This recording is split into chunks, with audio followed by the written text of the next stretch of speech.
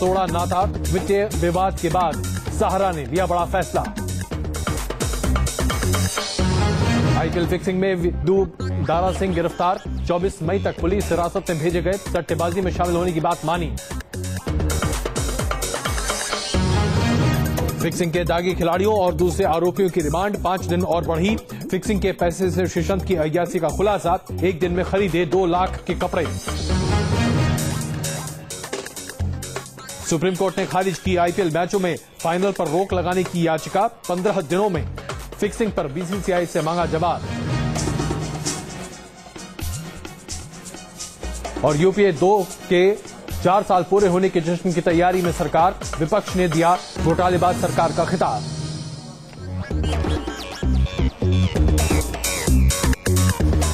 और आइए आज बात करते हैं क्वेश्चन आवर में क्या बड़ी खबर है। आज बड़ी खबर जो आपके सामने पेश करने जा रहे हैं, यूपीए सरकार के 4 साल पूरे होने को आ गए हैं। लेकिन ऐसे में क्या यूपीए सरकार वाकई में आज ताल ठोक कर कह सकती है कि उसने देश को आगे बढ़ाया है? क्या हुआ है यूपीए सरकार के कार्यकाल पर, आइए आज उसी पर डालेंगे नजर। लेकिन उससे पहले आपको बताएं कि इस रिपोर्ट कार्ड में क्या दिखाई दे रहा है। सरकार की अगर अच्छाई या ताकतों को देखा जाए तो क्या माना जा सकता है।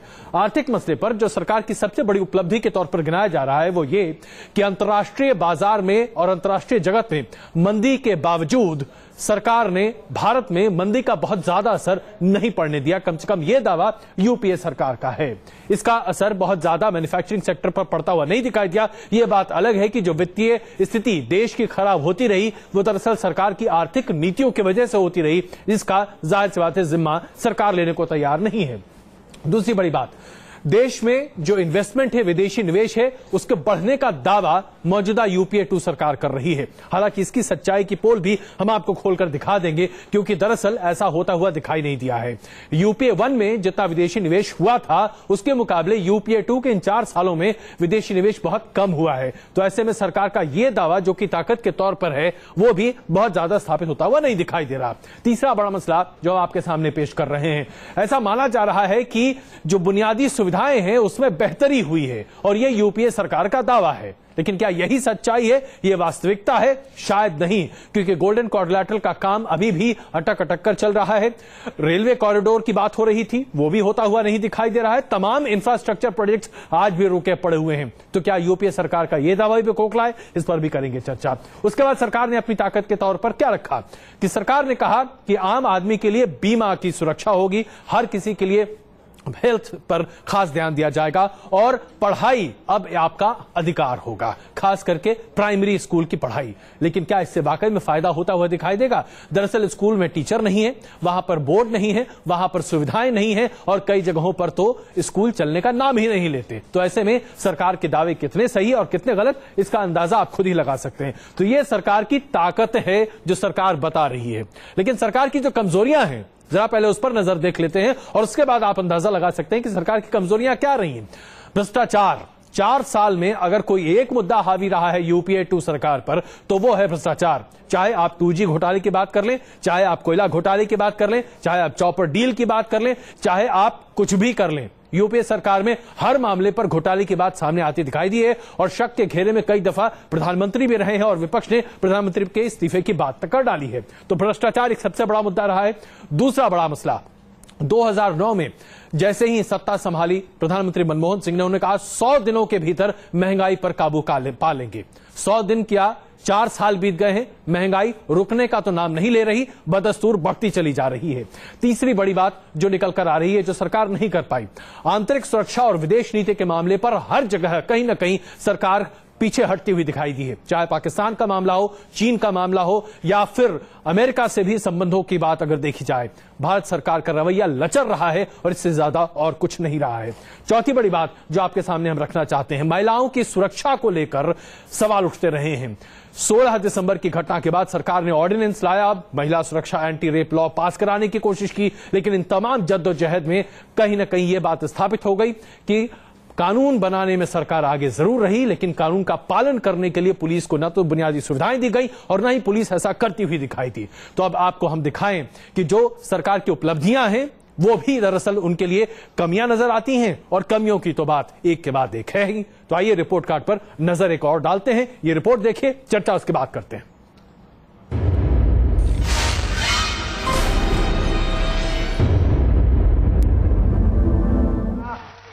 यूपीए 2 अपनी चौथी सालगिरह की दहलीज पर खड़ा है। तमाम सियासी उठापटक के बावजूद यूपीए सरकार ने अपने 4 साल पूरे कर लिए हैं और इसीलिए सरकार ने जश्न की तैयारी भी कर ली है। प्रधानमंत्री मनमोहन सिंह के भविष्य को लेकर कयासों के बावजूद जश्न को शानदार बनाने की पूरी तैयारी कर ली गई है। खबर है कि 22 मई को यूपीए 2 के 4 साल पूरे होने पर आयोजित समारोह के बाद डिनर के लिए पार्टी पदाधिकारियों, मंत्रियों और यूपीए के घटक दलों को न्योता भेज दिया गया है।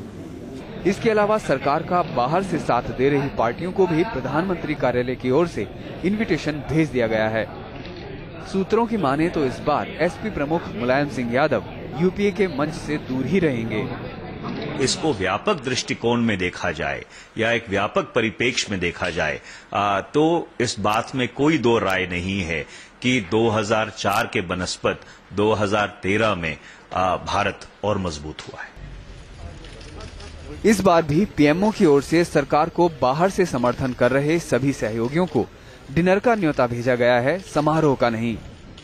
तृणमूल कांग्रेस और डीएमके के गठबंधन से बाहर जाने के बाद इस बार एनसीपी, नेशनल कॉन्फ्रेंस, राष्ट्रीय लोकदल के अलावा कुछ छोटे दल सरकार के जश्न में शामिल हो सकते हैं। इस बीच जश्न में डूबी कांग्रेस ने दावा किया है कि सरकार ने जनता से किए ज्यादातर वादे पूरे कर दिए हैं। देखिए, जो हमने वादे किए थे जनता से, वो 2004 के बाद 2009 में जो उन वादों की तरफ हम लगातार मुसलसल चल रहे हैं और उनमें से बहुत सारे पूरे भी हो चुके हैं। बहुत सारे काम ऐसे किए गए हैं जो अविस्मरणीय हैं। वहीं बीजेपी ने कांग्रेस के दावों की हवा निकालने की भरपूर कोशिश की है। बीजेपी ने कहा है कि पार्टी जल्द ही यूपीए 2 के इन 4 सालों का हिसाब किताब करेगी। यूपीए के 9 साल हुए हैं और उनके 9 पाप हम लोगों के सामने कल रखेंगे, क्योंकि इन्होंने केवल महंगाई बढ़ाकर आम आदमी का विश्वासघात नहीं किया है, बेरोजगारी भी बढ़ाई है, मजदूरों का शोषण किया है, किसानों का न्याय नहीं दिया है और साथ ही साथ इन्होंने बेतहाशा लूट की है देश की। पार्टी नेता मान रहे हैं कि जीत की स्थिति में मनमोहन को तीसरा टर्म मिलना मुश्किल है। इस लिहाज से मनमोहन सिंह के लिए ये खास मौका होगा। यूपीए 1 से लेकर यूपीए 2 तक सरकार ने अपने 9 साल पूरे कर लिए हैं और कांग्रेस इसका जश्न भी मना रही है। लेकिन हकीकत ये है कि यूपीए 1 से यूपीए 2 तक आते आते पहली बार गठबंधन बेहद कमजोर नजर आ रहा है। डीएमके और तृणमूल कांग्रेस के गठबंधन से बाहर जाने के बाद सरकार एसपी और बीएसपी की बैसाखी पर चल रही है। यही नहीं, अपने अहम विधेयक पारित कराने में सरकार को पसीने छूट रहे हैं। इस बीच सरकार अपने बचे हुए कामों और योजनाओं को जल्द से जल्द निपटाने और उनका आगामी चुनावों में फायदा उठाने की कोशिश में भी है। रायसीना हिल्स पर यूपीए के काबिज हुए 9 साल हो गए हैं। यूपीए 2 अपना 4 साला जश्न मना रहा है, लेकिन इस जश्न में का रंग फीका करने के लिए बीजेपी ने कई सवाल खड़े किए हैं। बीजेपी उन 4 सालों का हिसाब मांग रही है जिसमें कई ऐसे स्कैम हुए जिसका सरकार अभी तक जवाब नहीं दे पाई है। और जाहिर सी बात है कि इन सब मसलों पर बीजेपी सरकार को लगातार घेरती रहेगी और रणनीति भी शायद यही रहेगी कि आगे इन्हीं सब मुद्दों पर सरकार को घेरा जाए। वीडियो जर्नलिस्ट आरिफ खान के साथ सईद मोइनुद्दीन इमाम, न्यूज नेशन, दिल्ली। तो चर्चाएं लगातार हैं और एक तरह से देखा जाए तो यूपीए सरकार अपनी उपलब्धियों को गिनाने का कोई मौका चूकना नहीं चाहती। ये बात अलग है कि उपलब्धियों पर लगातार विवाद भी है और उस पर चर्चा भी हो सकती है। इस वक्त हमारे साथ इस पर बातचीत करने के लिए मौजूद हैं उर्मिलेश जी, वरिष्ठ पत्रकार, और साथ राजीव राय जी मौजूद हैं, समाजवादी पार्टी के नेता। किरीट भाई सोलंकी जी हमारे साथ मौजूद हैं, बीजेपी के वरिष्ठ नेता, और कुछ ही देर में जगदम्बिका पाल जी हमारे साथ जुड़ेंगे और मीनाक्षी लेखी जी भी हमारे साथ जुड़ेंगे। आप सबों से हम चर्चा करेंगे, लेकिन इससे पहले कि चर्चा को आगे बढ़ाएं, उर्मिलेश जी एक छोटी सी टिप्पणी हम आपकी लेना चाहते हैं। बहुत ही सटीक तरीके से आप बताइए, 4 साल में क्या यूपीए 1 से एक कदम भी आगे बढ़ पाया यूपीए 2, या आपको लगता है कि दरअसल पीछे चला गया? नहीं, देखिए अजय, मेरा मानना है कि यूपीए 1 के मुकाबले यूपीए 2 बहुत बुरी तरह फ्लॉप गठबंधन है और इसकी सरकार की जो परफॉर्मेंस है यूपीए 2 के मुकाबले बहुत बुरी है। अगर हम इसको बहुत संक्षेप में कहें तो यूपीए 2 में जो सरकार की परफॉर्मेंस है और पार्टी की भी जो लीड कर रही है, दोनों की, मैं मानता हूं कि इनकी विफलताओं के पहाड़ बहुत ऊंचे ऊंचे हैं और इनकी उपलब्धियां जो हैं वो छोटे मोटे टीले की तरह हैं।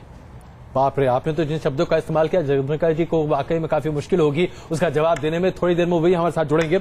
इससे पहले की चर्चा को हम आगे बढ़ाएं, आइए हम आपको दिखाते हैं कि इस चुनावी साल को देखते हुए किस तरीके से यूपीए 2 सरकार ने तय कर लिया है कि वो भारत निर्माण को लेकर एक टीवी कैंपेन, रेडियो कैंपेन, अखबार कैंपेन शुरू करेगी और अपनी तमाम उपलब्धियों को, जिसके बारे में हम अभी चर्चा करेंगे कि वाकई में इन्हें उपलब्धियों की श्रेणी में रखा जा सकता है भी या नहीं, इस पर एक जबरदस्त तैयारी के साथ आम आदमी के बीच पहुंचने की कोशिश कर रही है। सवाल यहां पर सिर्फ एक खड़ा होता है, ये पूरा का पूरा कार्यक्रम जिसके लिए अभी बुनियादी तौर पर 175 करोड़ रुपए खर्च किए जाने की बात है, जिसका आंकड़ा 500 करोड़ तक पहुंच सकता है, ये पूरा खर्च आईएनबी मिनिस्ट्री कर रही है। यानी कि आपके पैसे को खर्च किया जाएगा यूपीए 2 की उपलब्धियों को आप तक पहुंचाने के लिए। ये रिपोर्ट देखिए, चर्चा आगे बढ़ाते हैं। सीवियर रिसेशन के बाद इन्हीं बैंकों ने हमारी जान बचाई। और मजे की बात तो ये है कि ओपननेस की बैटिंग करने वाले यही लोग इकोनॉमिक लिबरलाइजेशन को भी रन आउट करने चले थे, यानी कि हेड मैं जीता और टेल आप हारे। यूपीए सरकार पूरी तरह से चुनावी मोड में है और देश का मूड बदलने के लिए वो भारत निर्माण के नाम से मीडिया कैंपेन चला रही है। टीवी और रेडियो पर सरकार भारत निर्माण के सपने को ठीक उसी तरह दिखा रही है जैसा एनडीए सरकार ने 2004 में लोकसभा चुनाव के वक्त इंडिया शाइनिंग को दिखाया था।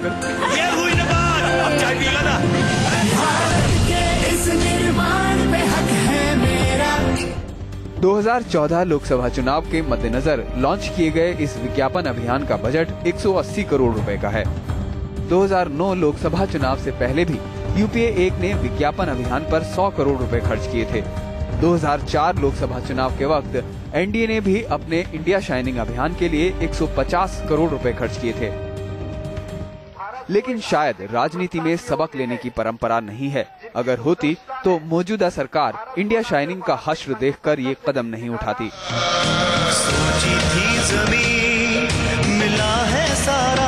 एनडीए सरकार के समय सकारात्मक माहौल होने के कारण तत्कालीन प्रधानमंत्री अटल बिहारी वाजपेयी ने समय से 6 महीने पहले ही चुनावों की घोषणा कर दी थी। इस दौरान इंडिया शाइनिंग और भारत उदय नाम से 2 प्रचार अभियान चलाए गए, लेकिन ये अभियान सरकार के लिए आत्मघाती साबित हुए और वाजपेयी सत्ता से बाहर हो गए। राहें इतनी रोशन कभी न थी, भारत उदय जागा है ये भारत। एनडीए सरकार की इंडिया शाइनिंग की असफलता से इस मीडिया कैंपेन की तुलना को सूचना और प्रसारण मंत्री मनीष तिवारी ने खारिज कर दिया। उन्होंने कहा कि दोनों की तुलना गलत है क्योंकि ये अभियान झूठे सपनों और झूठी उपलब्धियों पर नहीं बल्कि वास्तविकता पर आधारित है। ये कोई shining India, simmering India, shimmering India, चमकता भारत नहीं है। ये भारत की वास्तविकता की कहानी है जो इन 12-13 स्पॉट्स की जुबानी हम आपके समक्ष रखने की कोशिश कर रहे हैं। एक जगह जब जमा हो तीनों, अमर, अकबर, एंथनी। अरे वो खड़े होके बोलना ही तो है। भ्रष्टाचार और महंगाई के शोर में दब गई अपनी उपलब्धियों को गिनाने के लिए सरकार भारत निर्माण एड कैंपेन पर टैक्स पेयर्स के 180 करोड़ रुपए फूंक रही है। लेकिन सूचना और प्रसारण मंत्रालय के भारत निर्माण सीरीज के एक टीवी एड में भारी चूक है। एड के एक हिस्से में एक स्कूली बच्चे को तिरंगे के 3 रंगों को ऑरेंज, व्हाइट और ग्रीन कहते हुए दिखाया गया है। सभी जानते हैं कि तिरंगे में नारंगी रंग नहीं बल्कि केसरिया होता है। ऑरेंज, व्हाइट, ग्रीन एंड अब इनको अलग करके दिखाओ। देश का केसरिया रंग के साथ कोई खिलवाड़ करे तो कोई उससे कोई बनता नहीं। और मुझे लगता है अब इन्होंने इतने पाप किए 9 साल में और जनता की नजर से ये सरकार इतनी उतर गई है कि वो अब भले एक पेज के भी एडवर्टीजमेंट दे उसका कोई काम नहीं होगा। ये समझ लीजिए ये पूरा बैकफायर होने वाला है। प्रिया पावर फर्स्ट क्लास फर्स्ट। ऊंची पढ़ाई ऊंचे लोगों के लिए, हमारे पास इतने पैसे कहाँ? सरकार देगी ना। हमारी प्रिया को पोस्ट मैट्रिक स्कॉलरशिप मिली है। इस अभियान से कांग्रेस को कितना फायदा होगा ये देखना दिलचस्प होगा। लेकिन कांग्रेस को पूरी उम्मीद है कि इंडिया शाइनिंग कैंपेन जो काम एनडीए के लिए नहीं कर सका वो काम भारत निर्माण कर दिखाएगा। देश के हर कोने में दिल्ली से सैयद मोअज़्ज़िज़ इमाम, न्यूज नेशन। देश को